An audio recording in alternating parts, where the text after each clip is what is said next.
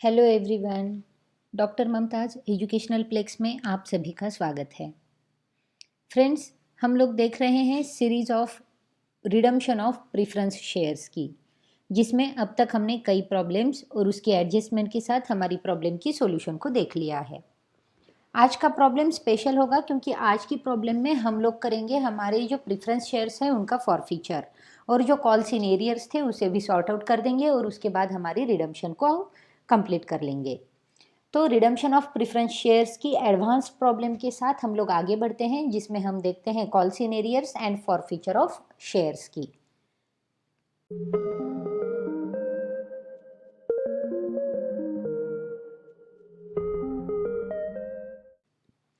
सबसे पहले हम लोग रीड कर लेते हैं हमारी प्रॉब्लम को। The balance sheet of Rathi company limited as on 31st March 2020 was as follows: liabilities amount side, assets amount, share capital, equity shares fully paid 1,80,000, redeemable preference shares of rupees 100 each 1,80,000, less calls in arrears 2,000, amount column में आती है amount 1,78,000, revenue reserves 13,50,000, current liabilities 4,50,000, provisions 2,22,000, asset side में fixed assets 27 lakhs, investments against reserve 22 lakhs, current assets 11 lakh, and total of the balance sheet is 40 lakhs. Adjustment number 1: 100 preference shares on which the last call of rupees 20 was not paid were forfeited by the directors on 30th April 2020.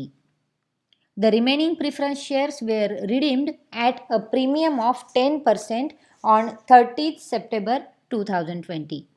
For this purpose, 10,000 equity shares of rupees 10 each were issued at a premium of 10% and were fully paid up before 31st July 2020. Current assets includes rupees 2 lakh in current account with bankers. Pass journal entries and show the balance sheet after the redemption in the following accounts: share premium, revenue reserves, bank account. Friends, हमारे पास balance sheet है।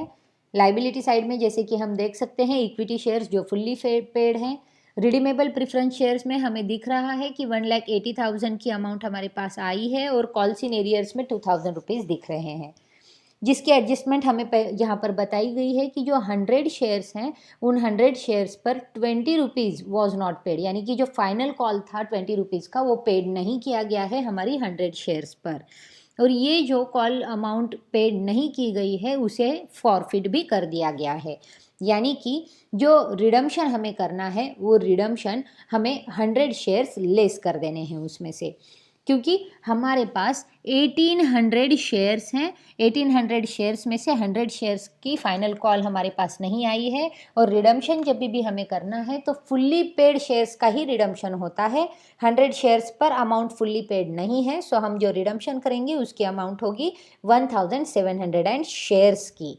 सो 1700 shares पर ही हमें redemption देना है। अब remaining preference shares redeem करने के लिए कहाँ है, लेकिन रिडम्पशन जो होगा वो होगा 10% प्रीमियम के साथ, और रिडम्पशन की जो डेट है वो डेट बताई गई है 30 सितंबर को, और फॉरफीचर की जो डेट थी वो बताई गई है 30 अप्रैल को। सो 30 अप्रैल को हमें फॉरफीचर करना होगा और 30 सितंबर को हमें रिडम्पशन करना होगा एट 10% प्रीमियम। अब रिडम्पशन के लिए हमें 10,000 इक्विटी शेयर्स को इशू करने के लिए भी कहा गया है, और 10% प्रीमियम में हमें इशू कर देना है, और ये इशू जो होगा वो होगा 31 जुलाई 2020 को। करंट एसेट में 2 लाख रुपीज़ जो है वो करंट अकाउंट में है और बैंकर्स के साथ है, यानी कि करंट एसेट्स में जो अमाउंट है उसमें से 2 लाख रुपीज़ जो है वो बैंकर्स के साथ है। करंट अकाउंट की अमाउंट है वो। तो हमें जर्नल एंट्रीज बनानी है और साथ ही साथ हमें कुछ अकाउंट्स बनाने हैं जिसमें हमें बैलेंस शीट की रिफ्लेक्शन को बताना है, जैसे कि share premium account, revenue reserve account और बैंक अकाउंट। सो हमारे पास सभी चीज़ें हैं यहाँ पर अवेलेबल, तो हम लोग हमारी आंसर की ओर चलते हैं। सबसे पहले हम लोग देखेंगे हमारी वर्किंग नोट को। तो सबसे पहले हम देखेंगे कि हमारी competition of redemption out of profit क्या होगी, यानी कि प्रॉफिट में से कितनी अमाउंट हमारी रिडम्पशन को लगने वाली है। जैसे कि हमें पता है 1,80,000 की शेयर अमाउंट हमें दिख रही थी, लेकिन 100 शेयर्स पर अभी फाइनल कॉल नहीं आने वाला है, तो उसके शेयर्स भी हमने फॉरफिट कर दिए हैं। तो हमारे पास जो बैलेंस बचता है वो है 1,70,000 का। तो अब हमें क्या करना होगा, 1,70,000 की अमाउंट की रिडम्पशन करनी होगी। So nominal value of shares to be redeemed है 1,70,000। उसके बाद हमें बताया गया है कि 10,000 के इक्विटी शेयर्स जो हैं वो हमें इशू कर देने हैं 10 रुपीज़ ईच से। सो nominal value of new shares जो है वो हो जाएगी 1,00,000 रुपीज़ की। सो अमाउंट जो बचती है वो है 70,000 रुपीज़ की, जो कि है nominal value of shares to be redeemed out of profits, यानी कि प्रॉफिट में से हमें 70,000 रुपीज़ लगेंगे। अब प्रीमियम जो देना है हमें, तो प्रीमियम हमारी रिडम्पशन पर हमें पेड करना है। अब रिडम्पशन जो है वो है हमारी 1,70,000 का। अब 1,70,000 पर जो प्रीमियम हम लोगों ने फिक्स कर दिया है वो प्रीमियम अमाउंट हम पेड करेंगे हमारी प्रीमियम शेयर प्रीमियम अकाउंट से। अब हमारे जो न्यू इशू होने वाले हैं उसके ऊपर भी हमने प्रीमियम मंगवाया है, यानी कि अब न्यू इशू जो हम कर रहे हैं 70,000 का, उसके ऊपर 10% प्रीमियम जो है वो आ जाएगा। सो प्रीमियम अमाउंट होंगी हमारी 7,000 रुपीज़ की। अब ये 7,000 रुपीज़ जो है वो 7,000 रुपीज़ सफिशियंट नहीं है, क्योंकि हमें जो प्रीमियम देना है वो है 17,000 का। सो ये जो रिमेनिंग अमाउंट है हमारी प्रीमियम की, उसे हमें प्रोवाइड करना पड़ेगा हमारी रेवेन्यू रिजर्व में से, क्योंकि हमारे पास जब भी शेयर प्रीमियम में अमाउंट कम होती है या नहीं होती है तो उस समय पर हम हमारे रेवेन्यू रिजर्व में से उस प्रीमियम की अमाउंट को पेड कर देते हैं। सो हमारी वर्किंग नोट्स भी यहाँ पर हो चुकी है। हम लोग आगे बढ़ते हैं हमारी जर्नल एंट्रीज के साथ। अब हमारी जर्नल एंट्रीज में सबसे पहले हम एंट्री करेंगे फॉर फीचर की, क्योंकि हमें रिडम्पशन करना है और रिडम्पशन के लिए हमें जो शेयर्स की अमाउंट है उसे भी फिक्स कर देना है। सो फर्स्ट एंट्री होगी हमारी जो 100 शेयर पर फाइनल कॉल नहीं आया था उसकी, और उसे हमने फॉर फीचर भी कर दिया है, तो फॉर फीचर की। अब जो फॉरफीचर हमें करने लगाया था वो फॉरफीचर हम कर रहे हैं 30 अप्रैल 2020 को। सो डेट में हम लिख देते हैं 30 अप्रैल 2020, और जो फॉरफीचर की एंट्री है वो इस तरह से होगी। Preference share capital account debit 10,000 rupees to share forfeiture account 8,000 rupees to preference share final call account 2,000 rupees being forfeiture of non payment of calls. तो इसी के साथ ये जो हमारी एंट्री है वो यहाँ पर बन चुकी है। अब जो हमारी नेक्स्ट एंट्री होगी वो रेगुलरली जैसे कि हम फ्रेश इशू की करते हैं उसकी एंट्री होगी।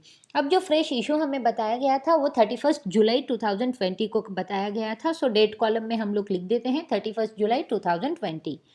Bank account debit to equity share capital account 1,00,000 to share premium account 10,000।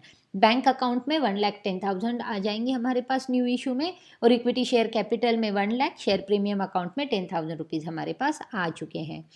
तो ये जो अमाउंट है वो अमाउंट हमारे पास आ चुकी है, और हमारे पास प्रॉफिट की अमाउंट भी है। तो हमारे पास रिडम्पशन को लगने वाला जो फंड है वो फंड आ गया है।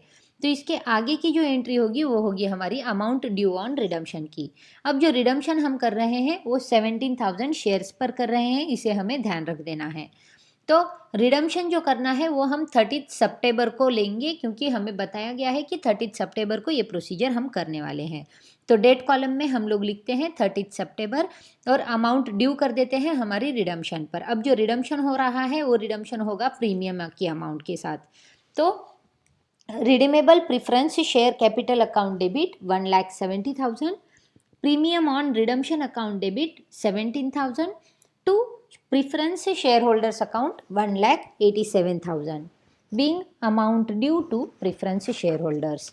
1,700 शेयर्स का अमाउंट ड्यू कर दी है हमने रिडम्पशन की, और हम लोगों ने प्रीमियम भी उसके ऊपर चार्ज कर दिया है, और हम लोगों ने अमाउंट ड्यू की एंट्री भी यहाँ पर कंप्लीट कर दी है। अब अमाउंट ड्यू हो चुकी है, इसके बाद हम अमाउंट पेड कर देंगे रिडम्पशन की। सो नेक्स्ट एंट्री होगी अमाउंट पेड ऑन रिडम्पशन की। Preference share holders account debit to bank account 1,87,000। तो टोटल अमाउंट जो पेड होंगी प्रिफरेंस शेयर होल्डर्स को वो होगी 1,87,000 की। अब हम लोगों ने अमाउंट भी पेड कर दी। अब नेक्स्ट आता है हमारी शेयर प्रीमियम को एडजस्ट करने का, क्योंकि हमने प्रीमियम में हमारी जो रिडम्पशन है उसे कंप्लीट किया है। अब प्रीमियम जो हमने रिडम्पशन पर दिया है उसका कुछ बैलेंस हमारे पास शेयर प्रीमियम अकाउंट में आ चुका था, क्योंकि हम लोगों ने अभी अभी देखा कि हम लोगों ने शेयर्स इशू कर दिए थे और इशू करने के बाद उसके ऊपर जो प्रीमियम अमाउंट थी वो प्रीमियम अमाउंट भी हमारे पास आ चुकी थी। और साथ ही साथ जो बैलेंस बाकी था 7,000 रुपीज़ का, वो भी हमने रेवेन्यू रिजर्व में से यूज़ कर ली है।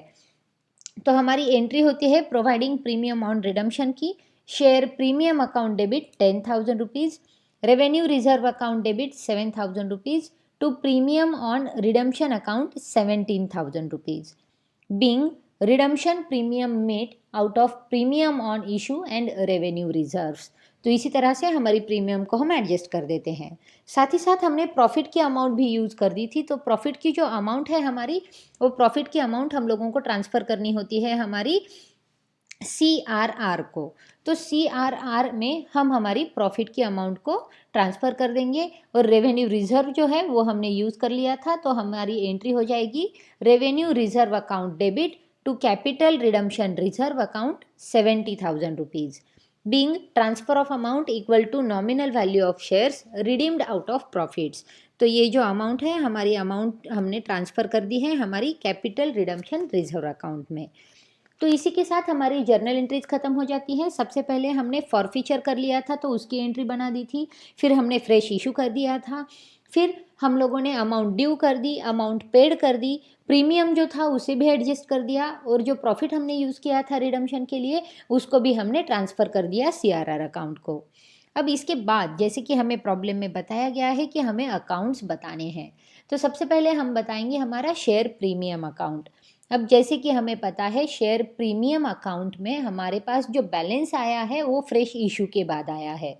सो शेयर प्रीमियम अकाउंट में क्रेडिट साइड में बाय बैंक अकाउंट 10,000 रुपीज़ आ जाते हैं, और ये जो 10,000 रुपीज़ आए थे उसे हमने यूज़ कर लिया था हमारी प्रीमियम ऑन रिडम्पशन को पेड करने के लिए। सो डेबिट साइड में आ जाएगा to premium on redemption account 10,000 rupees, और इसी के साथ हमारा शेयर प्रीमियम अकाउंट जो है वो क्लोज हो जाएगा, क्योंकि यहाँ पर हमारी अमाउंट ख़त्म हो जाती है या फिर हमारी अमाउंट नील हो जाती है, शेयर प्रीमियम में कोई बैलेंस नहीं बचता है।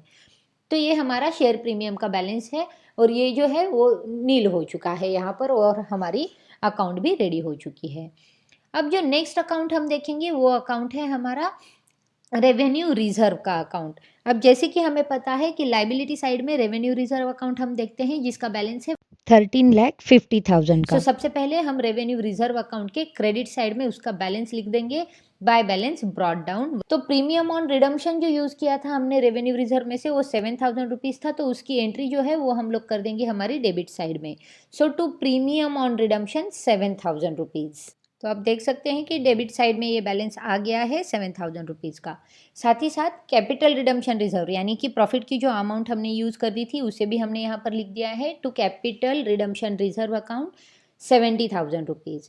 और इसी के साथ हमारे रेवेन्यू रिजर्व अकाउंट में जो कुछ ट्रांजैक्शन हुए थे उनको हमने रिकॉर्ड कर दिया है, और इस अकाउंट को अब हम क्लोज कर देंगे। क्रेडिट साइड बैलेंस ज़्यादा है, इसके लिए हमारी अमाउंट जो है वो टैली टोटल कर देंगे हम उससे 1,35,000 से, सॉरी 13,50,000 से। तो ये जो अमाउंट है हमारी 13,50,000 की, वो अमाउंट हम लोग यहाँ पर लिख दे रहे हैं, और हमारा जो बैलेंस आएगा वो बैलेंस हम लोग यहाँ पर कैलकुलेट करते हैं। डेबिट साइड में बैलेंस है इसलिए टू बैलेंस कैरिड डाउन 12,73,000, और रेवेन्यू रिजर्व अकाउंट जो है वो 13,50,000 से क्लोज हो जाएगा। नेक्स्ट अकाउंट जो बनेगा हमारे पास वो है बैंक अकाउंट।